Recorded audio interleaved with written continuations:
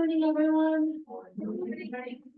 My name is Quarles-Mowrer, and I'd like to welcome you all to the Unitarian Universalist Fellowship of Pottstown. We welcome everyone who came out to join us in the sanctuary on this snowy day. It's exciting because this is probably going to be our one snowy day for the year. I heard it's going to go up to like the 50s next week. And we also welcome anyone who is coming to see us online, whether on Zoom right now or later on the video. I'm so glad that with all the choices that you have for Sunday mornings, you chose to come and be with us. This morning we have music played by the lovely Carly Shell, and we'd like to send a shout out to Justine Braun for filling in for Rick as our technology lead today. We are so lucky that she was able to do it.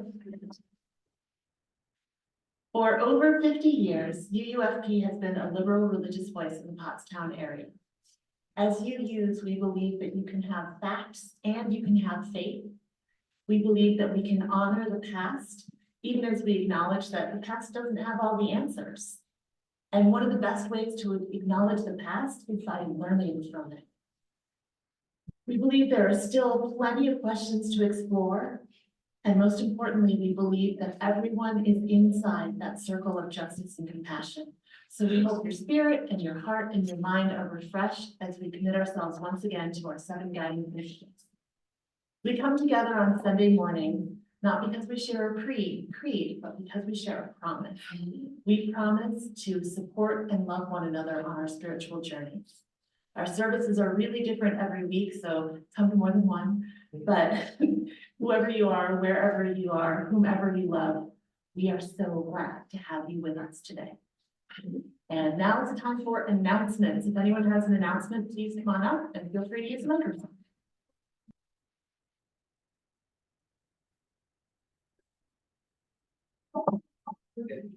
Hi, I'm Linda. First of all, unfortunately, Amanda, who covers our nursery, has the flu.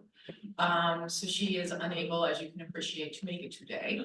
But we do still have RE. Megan is still here. I don't know if anybody wants to volunteer to watch the little ones, if we have more little ones, or we'll just make do. It's one of those, it's a snow day and we need to be flexible. Along those lines, I have the sort of, I know I mentioned before, we're looking to put together a children and youth RE committee. I have an outline of what that committee would entail. I know I've had a couple of people who said they'd like to be part of it. Thank you very much. We're also looking for a chair. I'm going to post it on a bulletin board. Take a look at it. If you're interested in being involved, let us know or let me know. Okay. Thank you.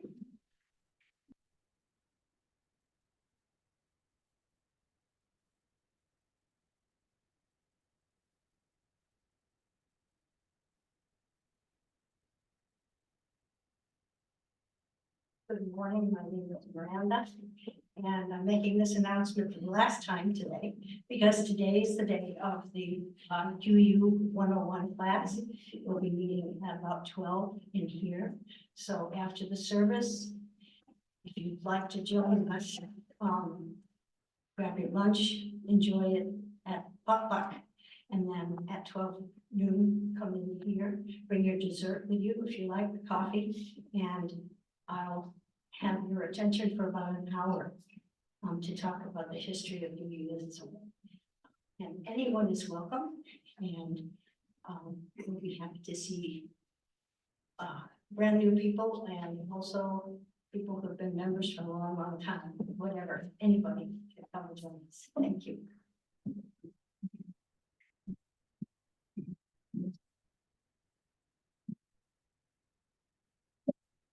Hey, thank you, everybody. And now is the time we light our chalice.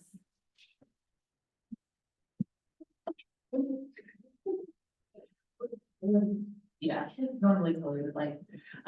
We light our chalice with words from George Eliot. If you don't know who George Eliot is, George Eliot is actually a pen name, and it's a writer from the 18th century, which would be the 1900s, or sorry, from the 1800s, which would be the 19th century. Yeah. Adventure is not outside, it is within. That's something that we can all try to remember. So the same chimes. Sorry, I'm having one of those mornings. If you can't tell that I'm like dropping all my words everywhere, sorry about that. We're just gonna bear with me for a second. So this is the time for the chime. That same technology that helps to bring everyone together at this time when, sometimes it's easier to not drive through the snow. That same technology can be a distraction when it's in the room with us. So this is the time where I remind everyone to put your phone on silent. I actually remembered to do it this morning, so yay.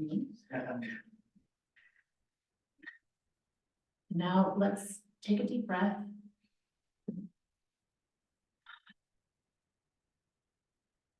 Feel where you are in space. Feel your feet on the floor. Feel the breath as it moves up through your body and out into the room. And then take in that breath again. And as you take in the breath, feel that energy coming down from out in the sun, where the sunlight that powers our whole world also powers us. So feel that filling up your whole body. Isn't that a wonderful feeling? Now we'll listen to the chime.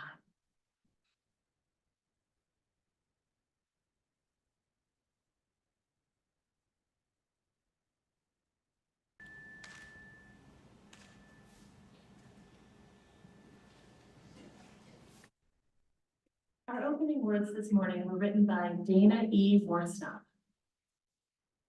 She says, often people say that they love coming to a place with so many like-minded people. I know just what they're getting at, but I don't think they're getting it quite right. I don't want to be with a bunch of people who think just like me. I want to be in a beloved community where I don't have to think just like everyone else in order to be loved and in order to be eligible for salvation. I want to be with people who value compassion and justice and love and truth, even though they have different thoughts and opinions and all sorts of things. I want to be with independent-minded people of good heart. I want to be with people who have many names for God, or maybe no name at all. I want to be with people who see me in goodness and dignity, and who also see my failings and my foibles and my stumbling over words and who still love me. I want to be with people who feel their interconnection with the all of existence and let it guide their footfalls on earth. I want to be with people who see life as a paradox and don't always rush to resolve it. I want to be with people who are willing to walk the tightrope that is life and who will hold my hand as I walk mine. I want to be with people who let church call them into a different way of being in the world. I want to be with people who support and encourage and even challenge each other to higher and more ethical living. I want to be with people who inspire one another to follow the call of the Spirit, who covenant to be honest and engaged and kind, and who strive to keep their promises and hold me to the promises I make. I want to be with people who give of themselves, who share their hearts and their minds and their gifts. I want to be with people who know that a human community is often warm and generous, sometimes challenging, and almost always a grand adventure. In short, I want to be with people like you. Welcome, let us worship together. All right, well, now time for a story. So whether you're young in body or in spirit, you're welcome to join us at the front of the sanctuary. Ms. Megan.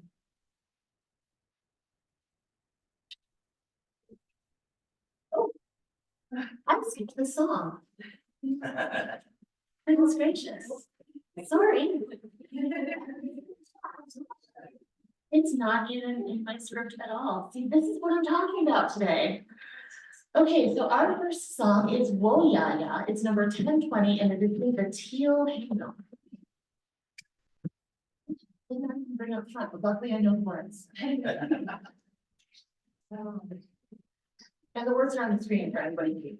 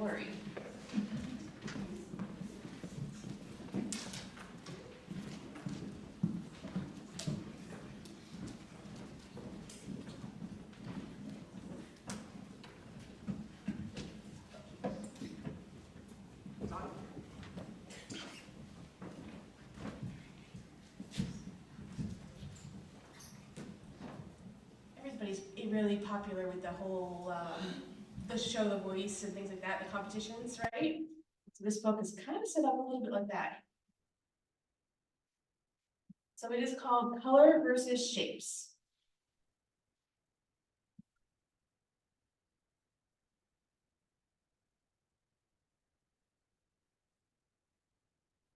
We've got our team 2, our shapes, and our team 1, our colors. Team 1, please take the stage. Hi, we're colors, says Red. So colors, why do you think this book should be about you, says the judges. Well, we're going to show you. How great shapes are, yelled the shapes. What? Yelled the colors. Okay, shapes, you're supposed to wait your turn, said the judges. Clearly, we're going to win this contest, and this book is all about us, so you might as well skip those other fellas. Wait, said Red. You seriously think you're more talented than us? This book is already square, so how can we lose, said Triangle. Well, my primary pals are going to set you straight.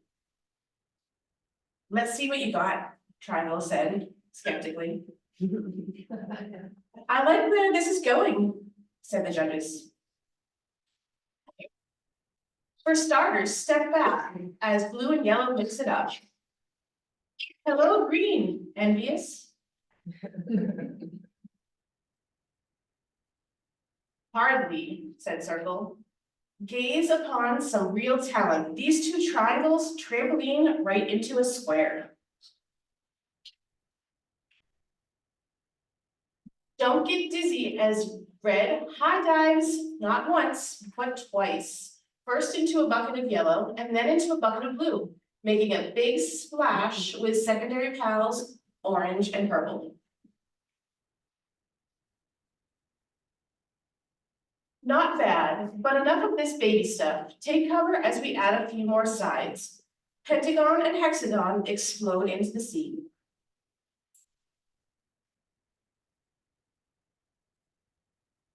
We're not done yet. Look out for pink, turquoise, and maroon, said Red. We have more too, yelled Circle. Heptagon, octagon, nonagon, amber, violet shades of jade, star, rhombus, irregular polygons. No, stop! Splat.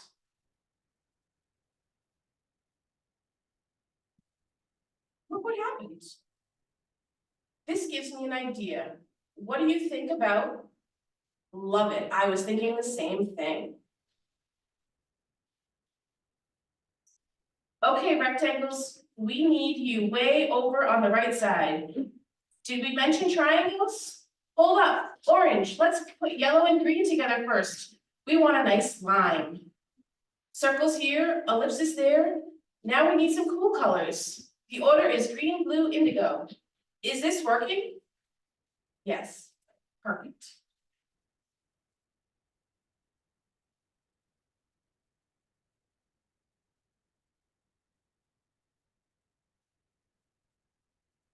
Well, that was interesting, said Mr. Alligator. Colors, you score a perfect 10. Shapes, you score an A+. And I give 2 thumbs up to the winner and the star of this book. Shapes and colors.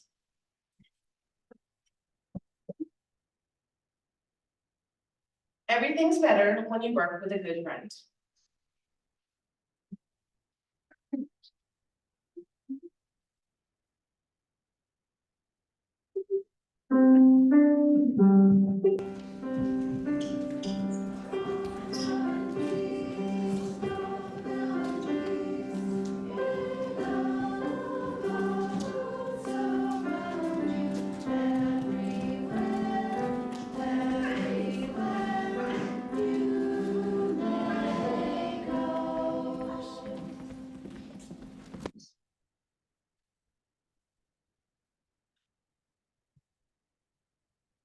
Shapes and colors working together.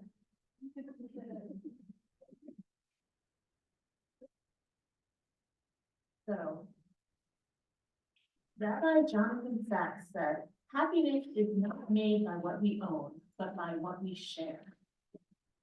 The life and the work of this fellowship are enriched by the gifts that you share with us. When you share your companionship, your caring, your time, your food, and yes, even your money with this UUFP community, you help us adventure into the future together, like shapes and colors. Let there be a morning offering to sustain and support the UUFP family.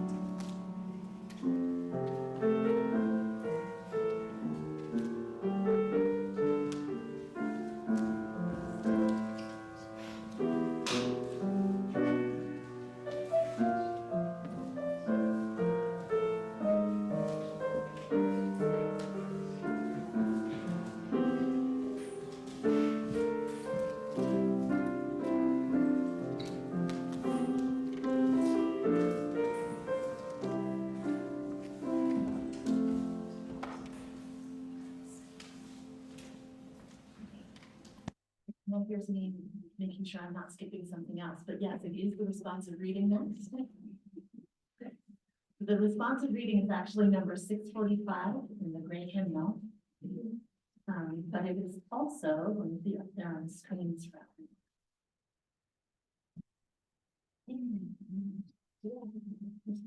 One second while I'm pulling up on my screen.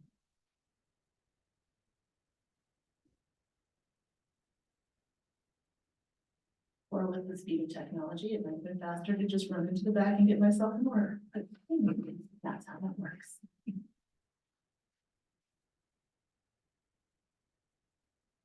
So this is the Song of the Open Road by Walt Whitman. Afoot and lighthearted, I take to the open road, healthy, free, the world before me.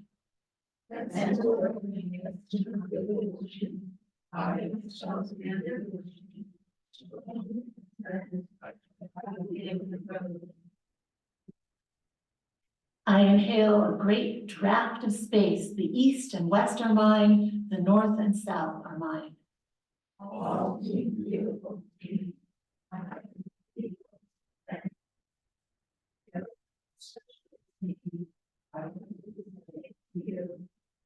Whoever you are, come travel with me. However sweet these laid up stores, however convenient this dwelling, we cannot remain here.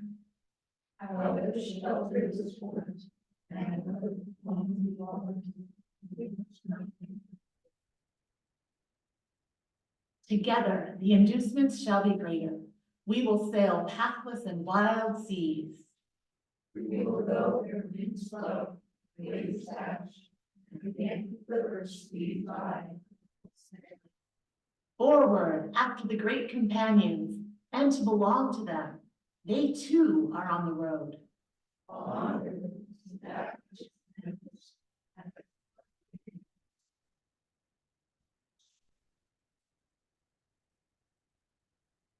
To see nothing anywhere but what you may reach it and then pass it.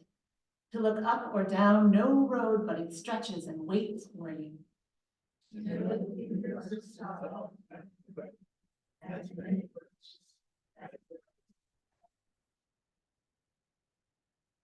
We are all souls out there in these rooms. So for reading today, I actually have something from Braver Wiser. That's the, it's an occasional series that's sent out by the UUA over email.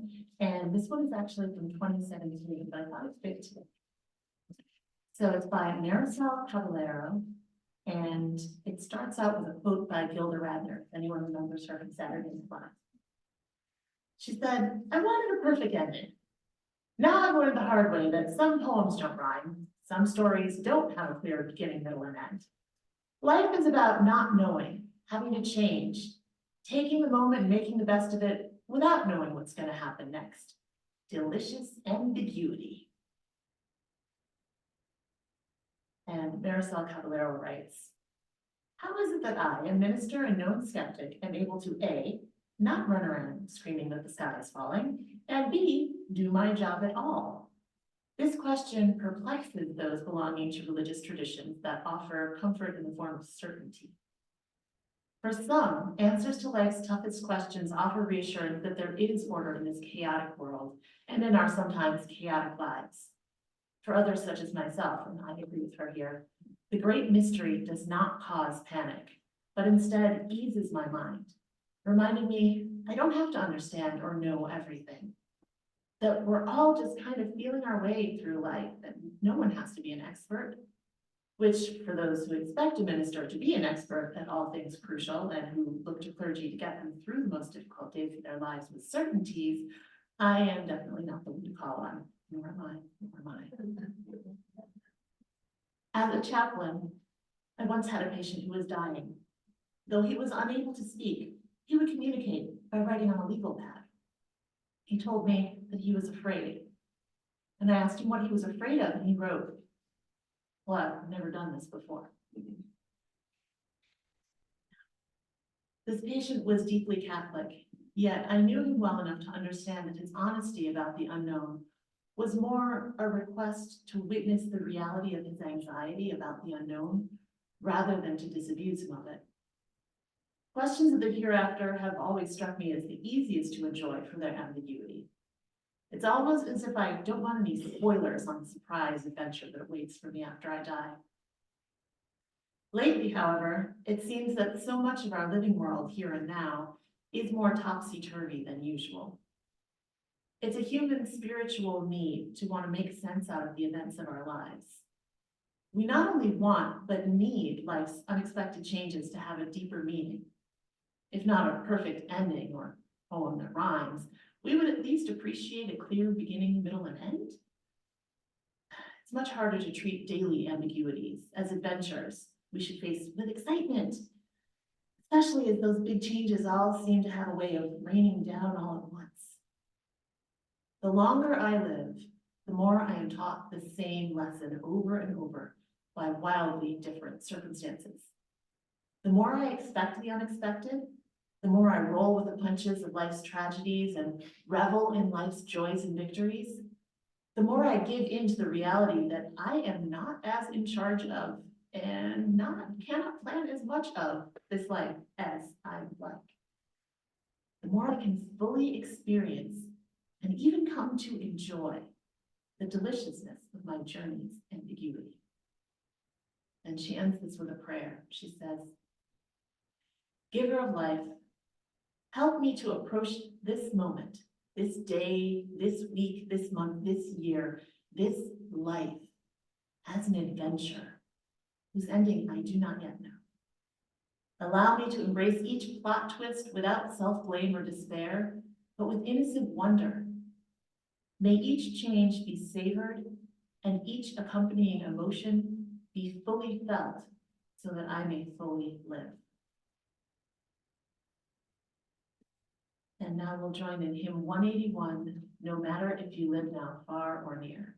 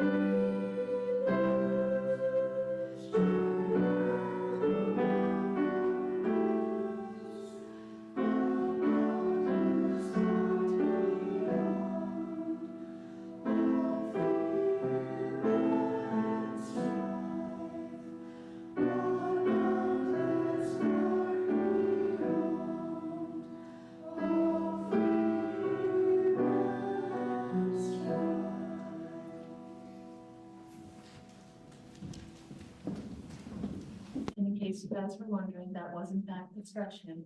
That's the hymn where we are stretching our musical capability. We got through it. So, time for the sermon. First, I wanted to give you guys a little bit about this sermon series. So, My Little Pony Friendship is Magic is a cartoon series that, according from IMDb, ran from 2010 to 2020. So, I have two girls and they are within the age range. That means that I have watched every single episode, some of them several times back to back. The creator of this series, Lauren Faust, shared a little bit about what she was aiming for in creating this new take. Because I don't know how many of you are my age and remember My Little Pony from like the 80s. So My Little Pony in the 80s, it was like this really, really fun set of little pony toys, and they had all sorts of cool stuff that came with them. Like I remember having this bath that was shaped like a cloud, and you would pump it, and then it would have a shower with the rain that comes down. Like that was my favorite toy. I can't believe I got rid of it at a garage sale, and now I'm like, man, I wish I could give that to my kids. But the creator of this series, Lauren Faust, she remembers loving My Little Pony. Like when I was doing some research for this, I found a photocopy of a letter that she wrote to the Hasbro company, where she was talking about how like, I love My Little Pony and I only get $1 a week of allowance, so I could only buy them real slowly, and then you discontinued my favorite one before I bought her.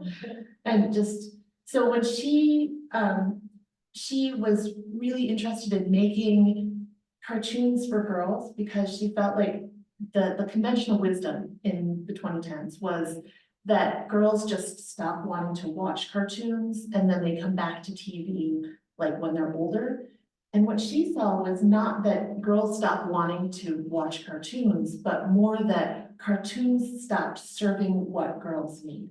And so she wrote an op-ed in Ms. Magazine, and it was actually published on the day that my daughter was born. And this is what she wrote. I'm going to read directly from it. She said, "The messages I'm really trying to get across with the show are these. There are lots of different ways to be a girl. You can be sweet and shy, or bold and physical. You can be silly and friendly, or reserved and studious. You can be strong and hardworking, or artistic and beautiful. This show is wonderfully free of token girl syndrome. So there's no pressure to shove all the ideals of one girl into this one character. We can have our daughters be whatever, and there's diversity of personalities and ambitions and talents and strengths and even flaws in the characters. It's not an army of cookie cutter nice girls." Another message is, find out what makes you, you. Follow your passions and ambitions, not what others expect of you. For instance, if you like sports, don't let someone's suggestion that it's not feminine enough stop you from doing what you love. Be considerate of others' feelings, but not at the expense of your own goals and dreams. That one was really, really important for Rainbow Dash. That's the character she was specifically referencing here. Another thing that she thought was really important was you can be friends with people who are vastly different from you. And even though all friendships have disagreements and moments when you don't get along, it doesn't mean that that's the end of your friendship. And this is my favorite thing that she said. She said, cartoons for girls don't have to be a puddle of smushy, cutesy, wootsy, goody two-shoeness. Girls like stories with real conflict. Girls are smart enough to understand complex plots. Girls aren't as easily frightened as everyone seems to think. Girls are complex human beings, and they can be brave and strong and kind and independent, and also uncertain and awkward and silly and arrogant and stubborn. They shouldn't have to succumb to the pressure to be perfect. And that is why I was so inspired by My Little Pony, because it was a TV show that was, yeah, it was totally aimed at girls. All of the characters, like, if My Little Pony were an actual society, there would not be enough males in society to continue, because that's how few there are. But it was wonderful to see that there was this grand diversity of characters that my kids could take as their role models. And that that was okay, that was great, that was whoever they wanted to be. So, okay, now adventure. Despite having this idea for My Little Pony in my head for a really long time, I had a hard time finding my way into talking about Rainbow Dash. Because Rainbow Dash is the pony who I feel I have the least in common with. Rainbow Dash is very fast. She has great reflexes. She is coordinated. She enjoys team sports. She enjoys competitions. She's self-confident and she's brave and she's kind of loud and she boasts a lot. Why would I start with her when I don't see very many aspects of her in my own personality? Well, for one thing, My Little Pony theme song starts with her. In case you all don't know, the theme song, which I'm not gonna sing for you because that's fair, but big adventure, tons of fun, a beautiful heart, faithful and strong, sharing kindness, it's an easy feat, and magic makes it all complete. So that describes all 6 of those ponies. Well, the first one is big adventure. That is Rainbow Dash. She is big energy, big adventure, big talk, big deeds. Okay, so we can start with that. And you know, another thing is, this is January. Yes, we are all aware it is very cold. We don't have to remind us that it's January, okay. But January is that traditional time when we think about the ways that a new calendar year can lead us towards change and growth. So adventuring into the future, adventuring into change and growth. And you know, January is this new year, new you resolution kind of time where we make resolutions we're not intending to keep. And the truth is that even though the calendar flips from 23 to 24, I didn't flip from old me to new me at the same time. When I like took that old calendar off the wall, and I was showing my age, I have calendars on my walls. Everybody else is digital now, anyhow. Okay, so that works by why Rainbow Dash first and why in January, but why link her to acceptance and spiritual growth? If there is one pony who would probably not win awards for self-reflection, I would say that is probably Rainbow Dash.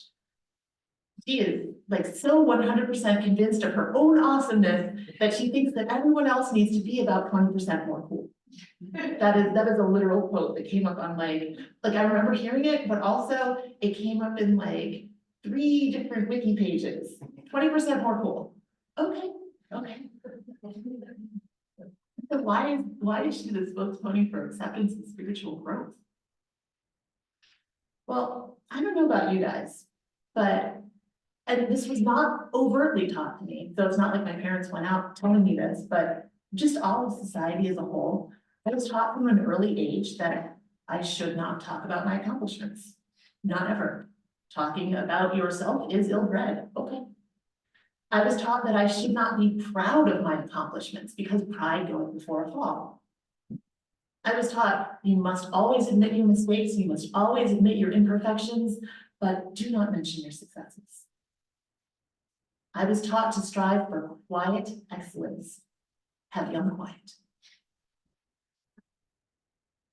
So user D. Gopinski on Reddit has some thoughts about Rainbow Dash that made me consider her character more deeply. D. Gopinski, I have no idea who this guy really is, but he was talking on a Reddit forum about why do people even like Rainbow Dash, because I guess that there must be some kind of schism in the pony community. Like, she's obnoxious. No, she's great. But anyhow, he's defending her and he's like, she has self-confidence, yes. But unlike most people, I don't see her confidence as overconfidence. She's boasting about things that she has actually done, which is like talking about what just happened in a game that you were just in. She's not gloating about something that she knows she can't do or isn't sure she's capable of doing. No, she's talking about something she just did. She's fearless when facing threats and protecting or helping a pony who needs it or asks for it. She doesn't hold grudges even when she has real reason to. And she very rarely expects anything in return for her deeds, with the exception of like an "Atta girl." And honestly, she is usually surprised by positive attention. Which means that although she's talking herself up all the time, all she's really doing is trying to tell herself that she is awesome. And she doesn't need anyone else to recognize that she's awesome, because she's enough for herself. How refreshing is Rainbow Dash's example, showing us that we have the opportunity to be our own biggest cheerleader. It's okay to be great. It's okay to know you're great. In his sermon, May Your Pillow Catch Fire, Scott W. Alexander writes, in our time, it has been the humanistic psychologists, most notably Abraham Maslow and Erich Fromm, who have asserted that self-esteem and personal security are the starting place for all healthy and humane human relationships and societies. And this makes perfect practical sense, doesn't it? For how, I ask, this is still him, how, I ask, can I be respectful and loving and nurturing toward humanity around me if I despise and loathe the humanness within me? If I don't respect and revere the manifestation of personhood I know best, maybe myself in this familiar little sheath of skin, how in God's name will I respect and revere those often odd, idiosyncratic human manifestations that all y'all are? Clearly, love and respect for self creates the core of affirmation from which love and respect from others springs. I totally agree with him there. If we're going to accept one another, we first need to accept ourselves. And that goes back to why I wanted to talk about My Little Pony, Friendship is Magic. As Lord of Faust said, there's no one way to be a girl. There's no one way to be a human. There's no one way to be a person. If we can accept and treasure ourselves for being unique, then we are that much closer to being able to accept and treasure each other for being unique, just the way they are.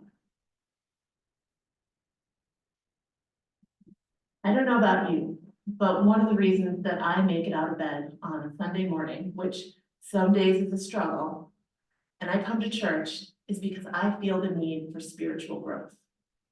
I feel the need to be reminded that we are all in this adventure together. I feel the need to be reminded that we don't all have to be the same or believe exactly the same thing to be there for each other and to love each other. One of the hymns I didn't choose for today, When Our Heart is in a Holy Place, it says, we can see our faces in each other's eyes. That's what spiritual growth means to me. Maybe you aren't on the same path that I'm on. Maybe the words that I use to describe the holy are different from the words that you would choose. Maybe the experiences that move me are different from the experiences that you find moving, but that doesn't mean we can't come together in this adventure. I mean, I know one time, and y'all might think I'm really crazy for this, someone told me that they were awestruck by the Grand Canyon. And I also have been to the Grand Canyon, and I think it's beautiful, don't get me wrong, beautiful landscape. And I'm intellectually impressed by that history and the change that it represents over time, like how old our planet must be for water to carve that. But seeing Grand Canyon did not fill me with awe and wonder. I mean, does that mean I'm broken? You can have your own opinion on that. But what I believe is that we are all touched by different things. We're all touched in different ways. And it's not really a question of right or wrong. It's a question of what moves you in here. There's an episode of My Little Pony where Rainbow Dash has to study for a test. And all you parents out there are probably like, oh yeah, I remember that one. All of her friends are trying to help her study in ways that they find success in studying. So, you know, Twilight Sparkle, who's like the real studier of the bunch. She tries lectures. Okay, you're not remembering the lecture. That's okay. That's okay. We'll do flashcards. Okay, you're not remembering the flashcards. That's okay. That's okay. Let's try a song. We'll make a song up. And Pinkie Pie's like, song. And so everybody's trying all these different things. They try plays. They try like poetry. They try all these different ways to make her remember, and she's just not remembering. But you know what her friends needed to focus on? Not the way that they learn, not the way that they find it easiest to remember the information, but the way that she learns. And they notice that when she's flying, she catalogs and remembers everything that she flies over, because it might be important. Because that's what she's doing. She's like, she does the weather and she needs to know what's happening to know where the clouds have to be and how to move things. So that's like her spatial awareness was her best way of learning. And so as she is flying very sadly to the place where she's supposed to be taking this test, there's Twilight Sparkle like trying to give her a pep talk as they're flying along. And then when they get there, Twilight Sparkle asks her one of the questions she needs to know. And Rainbow Dash says, well, of course, I don't know, and that is the entire answer. And how did that happen? Well, it was because all of her friends were there on the ground, putting up the flashcards and acting out the plays and all those ways that they had tried to get her to be able to remember. But she was able to do it because she was moving. I mean, does anybody here have a kid who has a real tough time sitting still? And maybe if they're allowed to move around, they do better. I know I have one. So sure, we don't all have the same experiences. We don't all learn the same way. Accepting each other and encouraging spiritual growth in one another is about seeing someone else's heart as a holy place and lifting up their experience of the holy and affirming it as part of their path. A new year is a new adventure, but only in the same way that every day is a new adventure. All of life is an adventure. Every day is filled with the opportunity to make the choices that will shape all the days to come. Because we're not static, we don't grow like buildings do. It's not like we have this floor plan with the architects and the engineers who say what goes where and which things have to be load bearing. We don't know what loads we're gonna have to bear.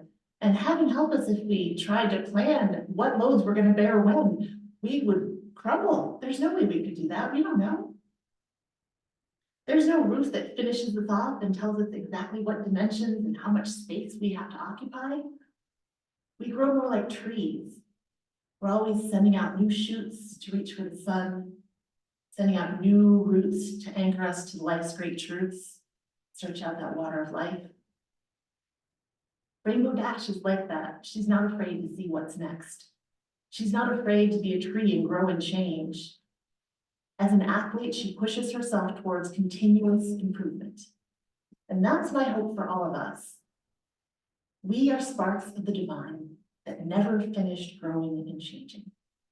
And every step on our path of continuous improvement is precious. Whether we walk with quiet contemplation or fly swiftly enough to create a sonic rainbow, we're not alone. We have the loyalty of friends to journey on this adventure and to help us build a new way together. So speaking of building a new way, let's go sing Build a New Way. It is number 1017 in the teal hymnal. There will be words on the screen. And this one's a zipper hymn, so it's really easy. Once you learn it, that means like you swap out the words. It's like the same tune, but you just swap out the words and you sing those words over and over again. Somebody explained it that way. It actually played way better than that once to me. Like it's different, you zip in that, you zip that one. And now that's what I call the poem.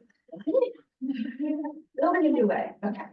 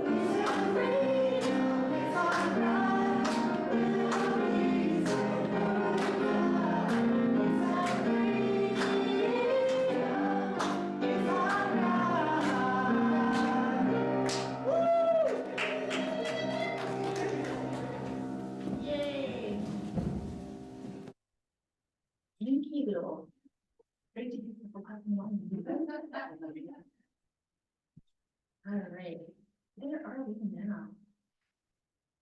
So now is the time where we have a chance to lift up our joys and to help one another with our sorrows.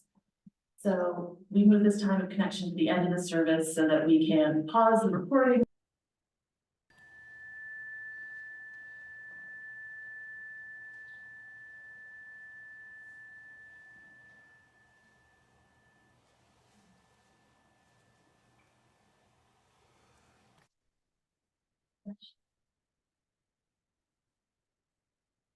And now we'll join in extinguishing the chalice. So the words are in your service, they're also on the screen. We extinguish this chalice flame, but not the light of wisdom, the warmth of community, or the fire of commitment. These we carry in our hearts and in our hands until we are together. Please join me in listening to the postlude.